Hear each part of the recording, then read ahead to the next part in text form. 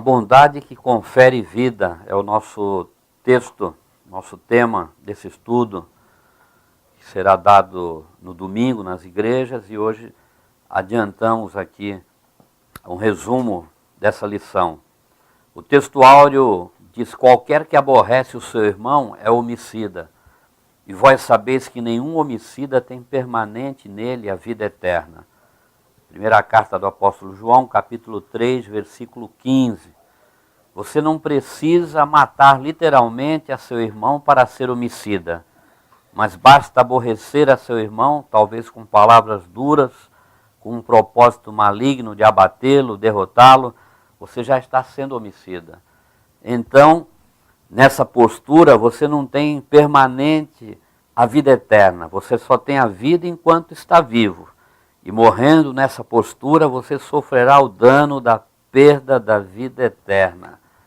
Nesta introdução, se você já teve o seu coração transformado, regenerado pelo Senhor, ou já nasceu de novo, como vemos em João capítulo 3, versos 3, no diálogo de Jesus com Nicodemos, onde Jesus fala àquele homem já com idade: necessário vos é nascer de novo. Se você já teve essa experiência, ou se você já ressuscitou com Cristo, como o apóstolo Paulo fala em Colossenses 3:1, então, e a partir daí, não deve haver mais espaço em sua vida para sentimentos e desejos que faziam parte da sua velha natureza. Vamos ver nesta lição, nesta manhã, que os maus pensamentos, mortes, adultérios, prostituição, falso testemunho, blasfêmias, procedem do interior do homem, ou seja, da velha natureza. Vemos o Evangelho de Jesus Cristo, segundo escreveu Mateus, capítulo 15, versículo 18 e 19, o Senhor diz aqui da seguinte forma: mas o que sai da boca procede do coração, e isso contamina o homem, porque do coração procedem os maus pensamentos, mortes, adultérios, prostituição, furtos, falsos testemunhos e blasfêmias.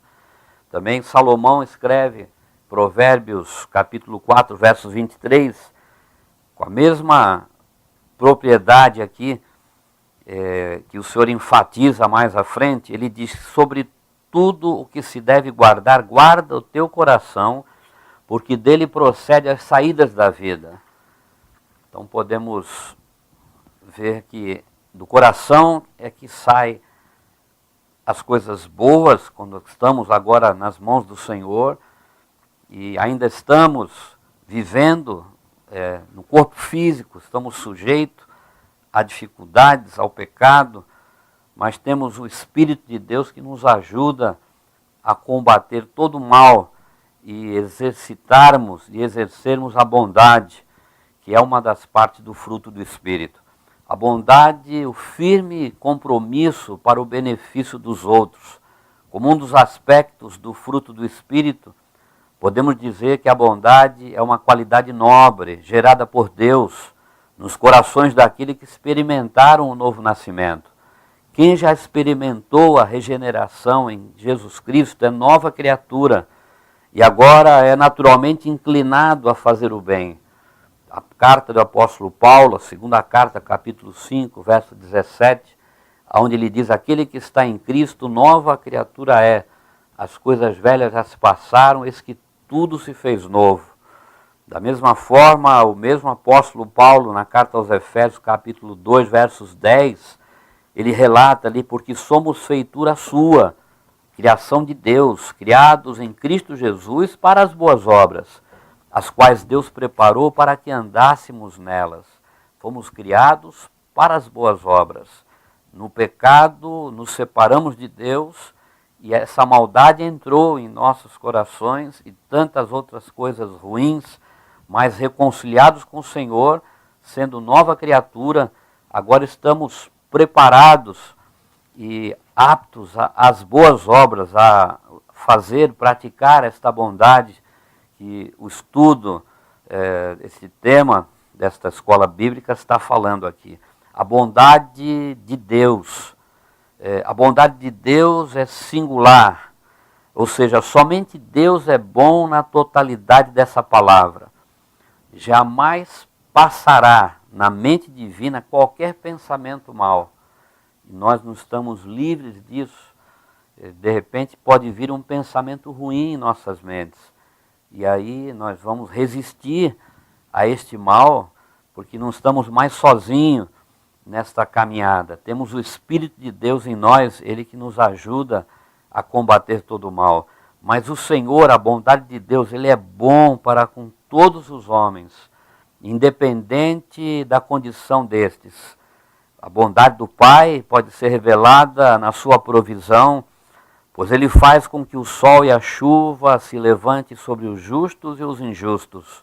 Jesus fala ali no Sermão do Monte, Mateus 5,45, exatamente sobre isso. O sol vem sobre os justos e sobre os injustos. Da mesma forma, a chuva vem sobre os justos e os injustos. O alimento que nos serve, o alimento que cresce no campo a cada dia, ele vai para a mesa dos justos e dos injustos também. Então, a bondade é um caráter de Deus. Quando fomos criados à imagem e à semelhança do Senhor, tínhamos esta bondade em nossos corações. Perdemos esta bondade, esta imagem e semelhança ao Senhor foi deturpada pelo pecado. Mas agora, reconciliados com o Senhor, devemos estar praticando esta bondade. Como o Criador é bom para com todos, nós agora, como seus filhos, devemos agir com bondade para com todos e não somente para com aqueles que nos tratam bem. Você vê Jesus ainda no Sermão do Monte, capítulo 5, versos 44, ele diz: amai a vossos inimigos, bendizei os que vos maldizem, fazei bem aos que vos odeiam e orai pelos que vos maltratam e perseguem. O irmão observa 4 palavras aqui que são exemplos da bondade: amar, bendizer, fazer bem e orar. Amar os inimigos, bendizei os que vos maldizem, fazei bem aos que vos odeiam e orai pelos que vos maltratam e perseguem. Essa é a ordem que o Senhor dá a cada um de nós salvos em Jesus Cristo. Deus dá vários exemplos através da sua palavra. Podemos ver aqui, vamos citar e falar um pouco aqui sobre Jó, um homem de grande bondade, pois Deus deu o testemunho de Jó, dizendo, sendo Jó um homem justo, sincero, temente a Deus, que se apartava do mal, um homem paciente. Temos ouvido a paciência de Jó, que é muito falado e citado, e realmente foi um homem usado por Deus, um homem que testemunhou da sua bondade. E podemos ver aqui na palavra do Senhor, no livro de Jó, no capítulo 1, podemos observar a bondade de Jó em ação com os seus, com os da sua casa e também com os de fora. Então observemos aqui no primeiro capítulo de Jó, no versos 4 e o verso 5, veja como é que Jó fala aqui. E iam seus filhos e faziam banquetes em casa de cada um no seu dia, e enviavam e convidavam as suas 3 irmãs a comerem e beberem com eles. Sucedia, pois, que tendo decorrido o turno de dias de seus banquetes, enviava a Jó e os santificava, e se levantava de madrugada, e oferecia holocaustos, segundo o número de todos eles, 10 filhos eram, porque dizia a Jó: porventura pecaram meus filhos, e blasfemaram de Deus no seu coração. Assim o fazia Jó continuamente, intercedendo pelos seus, e é quem nós devemos interceder em primeiro lugar pelos nossos, os da nossa casa, os domésticos da fé, depois nossos irmãos, depois aquelas pessoas do nosso relacionamento e, por fim, a todas as pessoas devemos estar intercedendo, orando, para que em primeiro plano cheguem a ter o conhecimento da verdade e sejam salvos. E os nossos irmãos oramos e intercedemos para que Deus esteja abençoando, guardando, dirigindo, guiando sustentando e fortalecendo na fé. Jó dava esse testemunho, nós vemos Jó capítulo 29, também com os de fora, quando ele diz, neste capítulo 29, versos 15 e até o 17, que diz: eu era, se referindo a Jó, eu era o olho do cego e os pés do coxo, dos necessitados era pai, e as causas de que não tinha conhecimento inquiria com diligência, e quebrava os queixais do perverso e dos seus dentes tirava a presa. Quer dizer, um homem que guiava o cego, não sendo literalmente um cego fisicamente, mas até a pessoa que não está tendo entendimento em alguma situação. Jó demonstrava o seu cuidado e a sua bondade, trazendo direção a essas pessoas. Os pés do coxo também, da mesma forma, ajudava, auxiliava aquele que talvez tivesse alguma dificuldade para andar. E era como um pai para os necessitados. Então podemos ver esse exemplo da bondade de Jó aqui no seu livro, no capítulo 31 também, no versos 32, veja como ele acolhia as pessoas, o estrangeiro, onde diz aqui: o estrangeiro não passava a noite na rua, as minhas portas abria ao viandante. Então, tinha esse cuidado, era a tradição neste tempo aqui de ter muito cuidado com o estrangeiro e acolher bem o estrangeiro. E podemos ver ali, e lembramos também em Ló, quando aqueles anjos chegam ali à casa de Ló, e Ló acolhe os seus anjos, esses anjos na sua casa, ao ponto até aquelas pessoas malignas quererem abusar daqueles homens celestiais, entregar as suas próprias filhas ao invés de entregar aqueles anjos ali para serem abusados, né? Então tinha esse sentimento de aquele que está sob o seu teto, ele tinha grande responsabilidade com isso. E podemos ver exatamente na vida de Jó essa bondade. Podemos ver também aqui no Novo Testamento alguns exemplos rápidos que nós podemos dar com relação a uma moça, uma mulher chamada Tabita, que significa Dorcas. No capítulo 9, esse trecho maravilhoso da palavra do Senhor, que diz assim, a partir do versos 36, e havia em Jope uma discípula chamada Tabita, que traduzido se diz Dorcas. Esta estava cheia de boas obras e esmolas que fazia. E aconteceu naqueles dias que, enfermando ela, morreu, e tendo-a lavado, a depositaram num quarto alto. E como Lida era perto de Jope, ouvindo os discípulos que Pedro estava ali, lhe mandaram 2 varões, rogando-lhe que não se demorasse em vir ter com eles. E levantando-se Pedro, foi com eles. Quando chegou, o levaram ao quarto alto, e todas as viúvas o rodearam, chorando, e mostrando as túnicas e vestes que Dorcas fizera quando estava com elas. Mas Pedro, fazendo-as sair a todas, pôs-se de joelhos e orou. E voltando-se para o corpo, disse: Tabita, levanta-te. E ela abriu os olhos, e vendo a Pedro, assentou-se. E ele, dando-lhe a mão, a levantou, e chamando os santos e as viúvas, apresentou-lhe viva. Um trecho maravilhoso aqui, um grande milagre, algo sobrenatural. Deus usando o apóstolo Pedro para trazer de volta a vida de Dorcas. Dorcas, uma serva do Senhor, uma mulher que com apenas uma agulha ela fazia aquelas roupas com carinho para estar cobrindo os pobres, para estar aquecendo a vida daqueles menos favorecidos. Uma mulher muito amada, muito estimada, como se vê nesse texto lido aqui. As pessoas com a sua morte chorando, mostrando as roupas, as vestes que ela fazia. Então, deixando este exemplo de bondade de Dorcas e também um exemplo de Pedro, quando foi chamado, ele se prontificou a ir lá e realizou ali este grande milagre.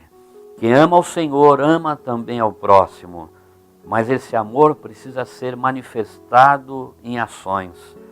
Você já imaginou se o amor de Deus não fosse demonstrado na prática, na vida, morte e ressurreição de nosso Senhor e Salvador Jesus Cristo? Estaríamos perdidos. A Bíblia diz que Deus é amor, e Ele, nesta declaração, Ele demonstra esse amor para conosco. Quando a oportunidade surgir, ajudemos ao próximo. As oportunidades acontecem, surgem a todo momento. Não nos esquivemos, não. Ouçamos aquele que quer falar. Estejamos com o coração aberto, com a mente aberta, pois se não agirmos com bondade, como diz aqui Tiago na sua carta, no capítulo 4, verso 17, aquele pois que sabe fazer o bem e não o faz, comete pecado. Não vamos pecar pela omissão, vamos servir primeiro aos de casa, aos da igreja, os irmãos na fé, a nossa parentela, demos um bom testemunho, em especial aqueles que não conhecem ao Senhor ainda, para que venham ter essa oportunidade de entregarem suas vidas nas mãos do Senhor. Neste segundo item aqui desse estudo, onde é falado sobre o homicídio, a destruição do próximo, e um texto, um versículo bem pequeno na palavra do Senhor, em Êxodo 20, 13, mostra: não matarás, um dos mandamentos que Moisés recebe do Senhor. Encontramos em todo o Pentateuco várias advertências a respeito da violência contra a vida intencionalmente, no homicídio doloso, e também com intenção de matar, o homicídio culposo. Está lá em Deuteronômio, capítulo 27, não vamos ler esse trecho não, mas a palavra de Deus já está condenando desde o princípio com relação ao matar a vida, tirar a vida de alguém.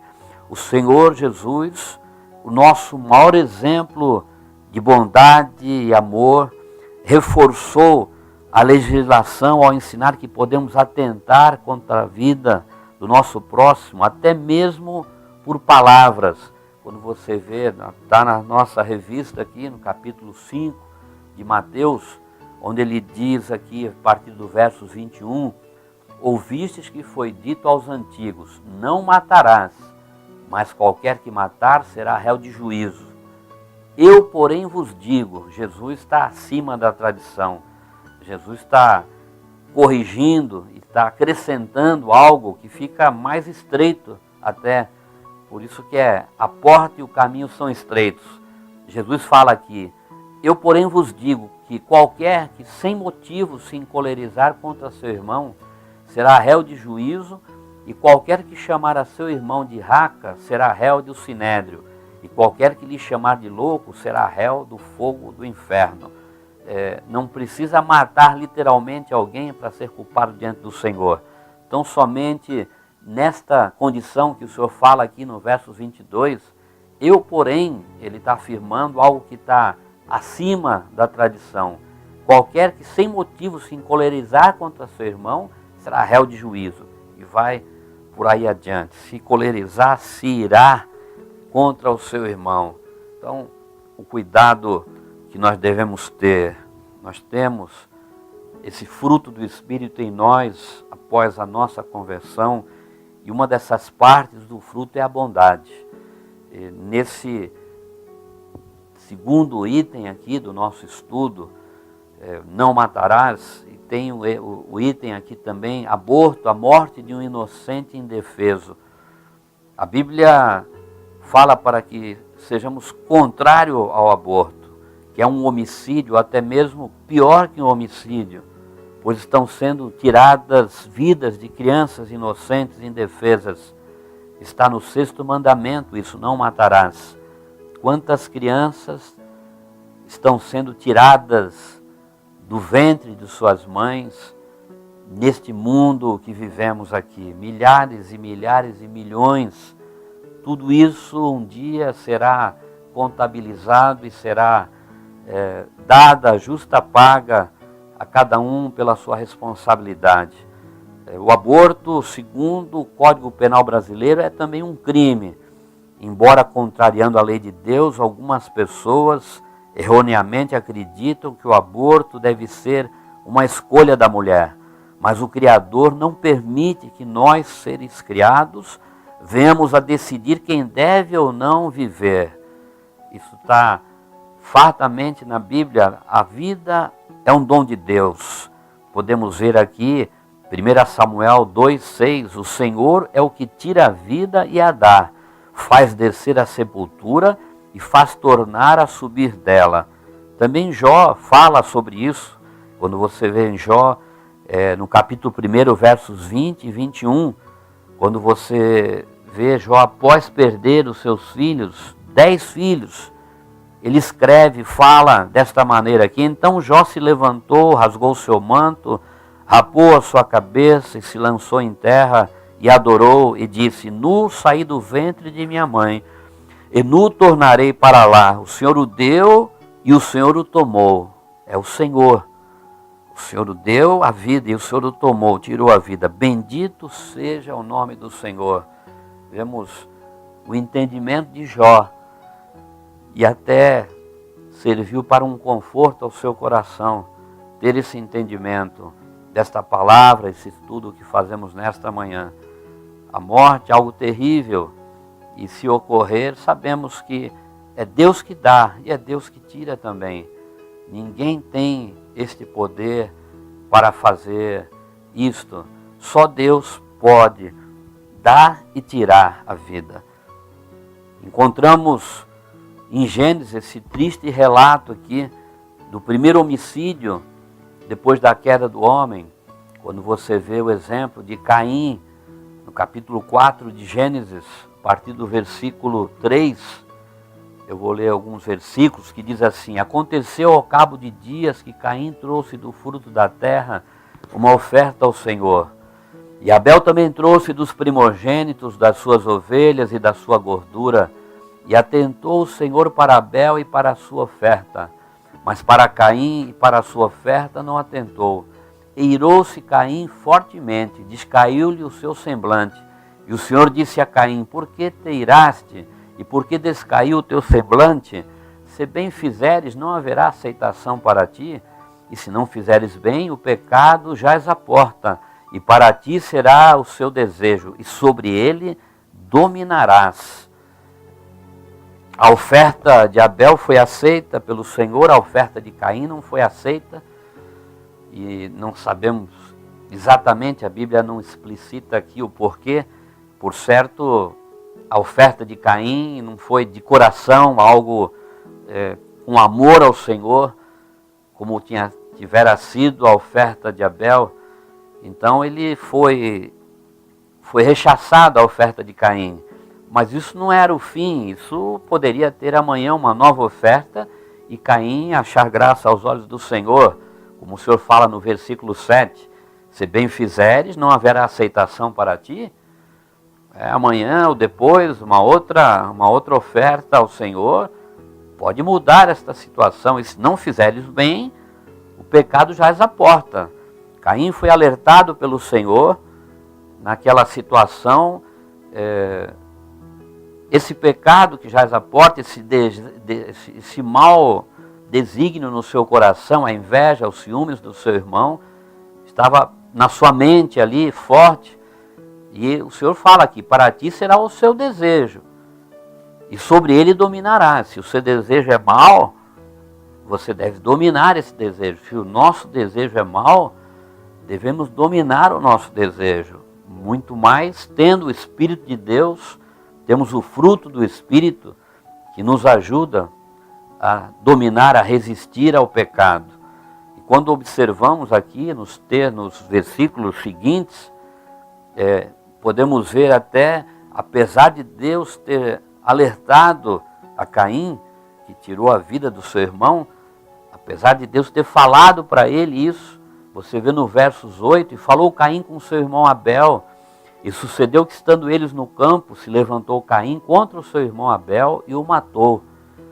Deus falou, ele não deu ouvidos à voz do Senhor e levou a cabo o seu intento, tirando a vida do seu próprio irmão. A primeira morte é de uma pessoa que a Bíblia relata aqui algo tão terrível. Caim não dominou esse desejo. Então, o cuidado que devemos ter, somos pecadores, pecamos, somos falhos e devemos ter no mau pensamento, no intento de fazer algo que não seja bom para alguém, que Deus venha reverter isto em nossa mente, em nosso coração e façamos o bem.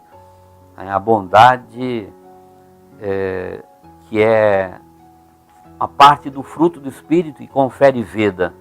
Podemos falar em parte contrária, a maldade confere a morte, a bondade confere a vida. A maldade de Caim conferiu a morte dele, a separação dele de Deus, e ele ficou, quando você vê o versículo 9, ele ainda se rebela contra Deus. É algo terrível de ver aqui, quando ele mata o seu irmão, e disse o Senhor a Caim, onde está Abel teu irmão? E ele disse, não sei, sou eu o guardador do meu irmão? De uma maneira brusca, de uma maneira rude, se rebelando contra Deus aqui de uma maneira terrível. Aí em seguida ele sofre imediatamente a punição do próprio Deus. Quando você vê nos versículos seguintes, disse Deus, que fizeste? A voz do sangue do teu irmão clama a mim desde a terra. E agora maldito és tu desde a terra que abriu a sua boca para receber da tua mão o sangue do teu irmão. Quando lavrares a terra, não te dará mais a sua força. Fugitivo e errante serás na terra. Então disse Caim ao Senhor, é maior a minha maldade do que a possa ser perdoada. Que coisa tão terrível. E eis que hoje me lanças da face da terra, e da tua face me esconderei, e serei fugitivo e errante na terra, e será que todo aquele que me achar me matará. O Senhor, porém, disse-lhe, portanto, qualquer que matar a Caim, 7 vezes será castigado. E pôs o Senhor um sinal em Caim, para que não o ferisse qualquer que o achasse. Veja só que situação tão terrível de Caim, dando vazão à maldade no seu coração, através dos ciúmes, da inveja, e querendo até morrer, mas Deus fala aqui que ninguém o iria ferir de morte, né? Qualquer que achasse. Marcou a Caim, e Caim levou essa herança maldita, né? Pela sua maldade com o seu irmão. Então, concluindo, sejamos bondosos, misericordiosos, servindo ao outro, ao próximo, com amor. O nosso maior exemplo de amor e serviço parte de nosso Senhor e Salvador Jesus Cristo. Quando desceu à terra com a missão gloriosa de resgatar o homem perdido, reconciliando-o com Deus e vencendo a morte através de uma vida sem pecado, morrendo na cruz do Calvário, ressuscitando ao 3º dia. Essa é a maior demonstração de amor que alguém pode falar. Imagine isso, o Senhor deixando a sua glória, o seu trono de glória, sendo adorado pelos anjos, se fez homem, se fez humano, nasceu de uma virgem e com este propósito de resgatar a humanidade. Não entendemos a extensão do amor de Deus. Aprove ao Senhor nos resgatar assim, a maior demonstração de amor jamais vista na terra. Esse foi o desígnio do Senhor, o plano de Deus. O texto áureo da Bíblia, porque Deus amou o mundo de tal maneira, a tal que Ele deu a Jesus Cristo, para que todo aquele que nele crê não pereça, mas tenha vida eterna. A pregação do Evangelho apenas nesse versículo. Você que nos ouve, onde está chegando o som desta rádio, onde a minha voz está alcançando aí os teus ouvidos, você está indiferente àquilo que Jesus fez ali na cruz do Calvário, você que ainda não entregou sua vida nas mãos do Senhor, você pode fazê-lo agora mesmo onde você está e reconhecer que Jesus Cristo é o Filho do Deus vivo, reconhecer que é um pecador, reconhecer que não há alegria, por mais que tenhamos bens materiais nesta terra, a nossa alegria é passageira, não há paz, a paz verdadeira não existe. Tão somente existe esta paz, esta alegria no Senhor. E o mais importante, a vida eterna. Você tem diante de você essa grande oportunidade nesta manhã de entregar sua vida nas mãos do Senhor, reconhecendo que é pecador, pedir perdão ao Senhor, e Ele, por certo, irá recebê-lo. Ele está com os braços abertos, não como que naquela cruz pregado, não, mas agora à destra de Deus, intercedendo aqui por aqueles que são seus e aqueles que irão entregar sua vida nas suas mãos. Faça isso nesta manhã. O próprio Senhor, Jesus falou que não veio ao mundo para ser servido, mas para servir e dar a sua vida em resgate de muitos. Vivemos em um mundo egoísta, onde as pessoas só querem ser servidas. O apóstolo Paulo exorta os crentes da Galácia para que levasse as cargas um dos outros. Em Gálatas 6:2, levai as cargas um dos outros, e assim cumprireis a lei de Cristo.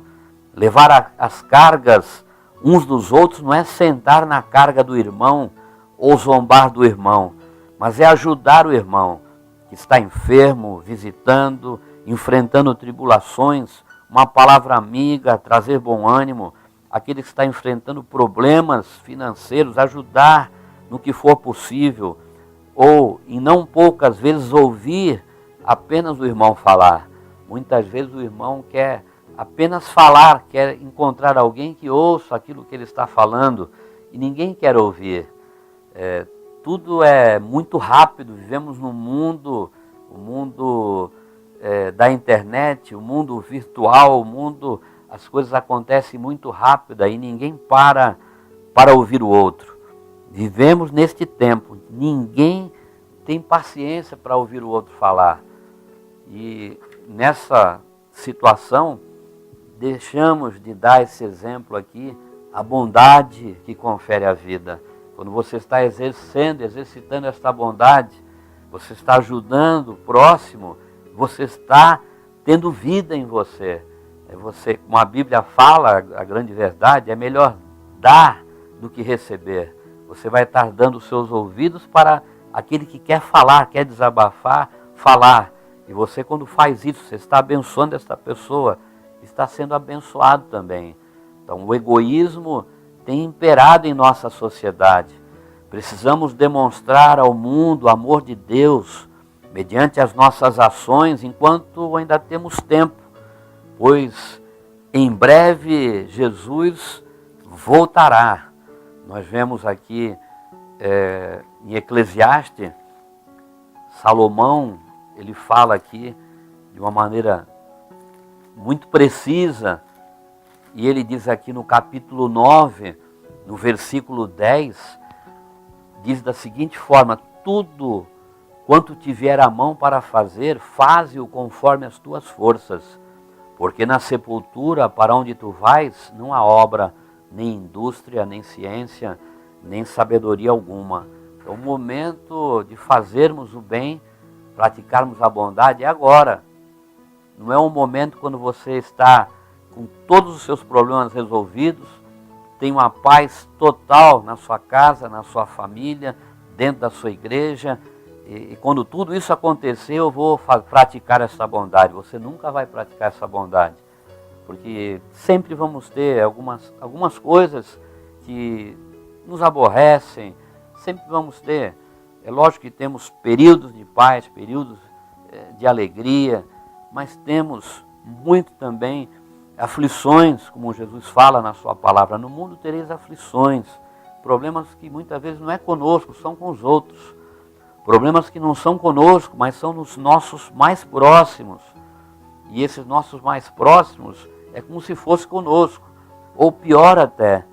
Quantas vezes não queríamos ter um sofrimento que um filho está tendo, nós queríamos nos colocar no lugar dele para pegar esse sofrimento dele, para que ele não venha sofrer, não é mesmo? Mas Deus sabe todas as coisas e não podemos fazer isso também, porque o sofrimento tem um propósito, e o propósito é para o crescimento espiritual, para dar experiências àquele que está sofrendo. Então, só concluindo agora, aquela parábola que Jesus fala em Lucas, capítulo de número 10, a partir do verso 25, eu não vou ler apenas o primeiro versículo aqui. Eis que se levantou um certo doutor da lei, tentando-o, observa bem aqui, tentando a Jesus, e dizendo: Mestre, que farei para herdar a vida eterna? E ele lhe disse, Jesus fala, que está escrito na lei, como lês? Aí ele fala ali: amarás ao Senhor teu Deus de todo o teu coração, toda a tua alma, todo o teu entendimento, e ao próximo como a ti mesmo. E Jesus fala: respondeste bem, faze isso e viverás. Ele, porém, este doutor da lei, querendo justificar-se a si mesmo, disse a Jesus: e quem é o meu próximo? E Jesus conta aquela parábola do bom samaritano. Quando leio essas coisas, essa palavra do Senhor é algo que move no meu coração, me alegra. Jesus ia no ponto crucial ali. Ele dá aquele exemplo, aquele homem que foi assaltado na estrada e foi deixado semi-morto no caminho. Passa um sacerdote, olha e passa de largo. Depois passa um levita, todos judeus, olha e passa de largo. Depois passa um samaritano e teve misericórdia daquela pessoa e agiu com bondade para com aquela pessoa. Seria o último a fazer isso no entendimento do judeu. O judeu tinha uma diferença com o samaritano. E quando esse samaritano, que a Bíblia diz o texto aqui que antecede essa leitura, parábola do bom samaritano, pega esse homem, leva ele a um alojamento, uma certa distância, pede que cuidem dele, paga todas as despesas dele, e aí Jesus faz a pergunta crucial ao doutor da lei, né? Qual, pois, desses três te parece que foi o próximo daquele que caiu nas mãos dos salteadores? Estava bem claro ali. E o doutor da lei, um homem de coração duro, ele diz: o que usou de misericórdia para com ele? Ele nem falou que foi o samaritano, ele nem falava samaritano, nem expressava essa palavra na boca dele, né? O doutor da lei, se ele entendeu, eu creio que nunca mais passou de largo diante de um necessitado. Se ele entendeu, não sei. E Jesus fala para ele: vai e faze da mesma maneira. Jesus não tinha assim, não considerava autoridade. Ele é o Senhor, e via e olhava e entendia o intento do coração, sabia que estava sendo tentado. Então a palavra dele era certeira, né? Então fica para nós nessa manhã, meu amado irmão, minha irmã que está nos ouvindo, não sejamos indiferentes à dor do outro, nos esquecendo de ajudar aqueles que estão perto de nós, em casa, na família, na igreja, irmãos da fé. Não espere que seu irmão peça a sua ajuda se você sabe que ele está enfrentando alguma dificuldade. Faça isso por amor, não esperando receber nada em troca. Eu me lembro, um testemunho, meus avós falavam, uma fala de Martins Fontes, grande médico sanitarista, grande poeta santista, e ele frequentava a casa dos meus avós, e a minha avó especificamente falava muito sobre uma fala dele ali. Eles tinham um relacionamento bom. Ele foi médico aqui da Santa Casa em Santos, e ele sentava numa dessas cadeiras de balanço e ficava balançando ali, e ele dizia assim: é bom ser bom. Uma fala que ele dizia, uma coisa tão pequena, mas com tanta profundidade ali. É bom ser bom, é bom praticar o bem. Você sendo bom, você tem vida, e a vida que o Senhor quer dar para você. Então vamos aproveitar as oportunidades, como Salomão fala, enquanto estamos vivos, podemos fazer, exercer, exercitar essa bondade. Deus nos ajude para isso, nos dê esta graça, essa parte do Espírito esteja plena em nós e fazendo o bom, praticando a bondade, e em tudo querendo que o Senhor seja exaltado e glorificado através das nossas vidas. Vamos orar ao Senhor.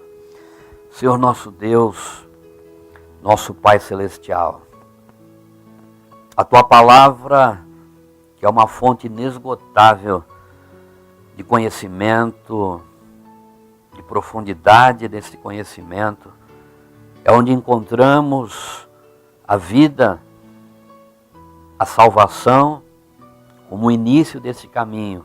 E agora nesse caminho, exercitando esta parte do fruto do Espírito que é a bondade, não vamos encontrar em nenhum livro orientação para que essa bondade seja exercida, exercitada. Nenhum livro de filosofia, de psicologia, ou quaisquer que seja, livros da parte de homens, mas tão somente a Tua palavra, que é o livro da vida, que é uma espada de 2 gumes, que divide a alma do espírito, os ossos da medula, e traz o intento, o discernimento dos corações. Que esta palavra, Senhor, seja diante de nós a cada dia, e aquilo que estamos vendo, aprendendo, seja prática em nossas vidas, Pai. Não nos deixa ser um ouvinte não praticante, mas ajuda-nos a ser ouvintes praticantes da Tua palavra. E esta bondade desse estudo desta manhã seja real e verdadeira em nossas vidas. Que o Teu nome em tudo seja exaltado através do nosso viver. Em nome de Jesus. Amém. Amém.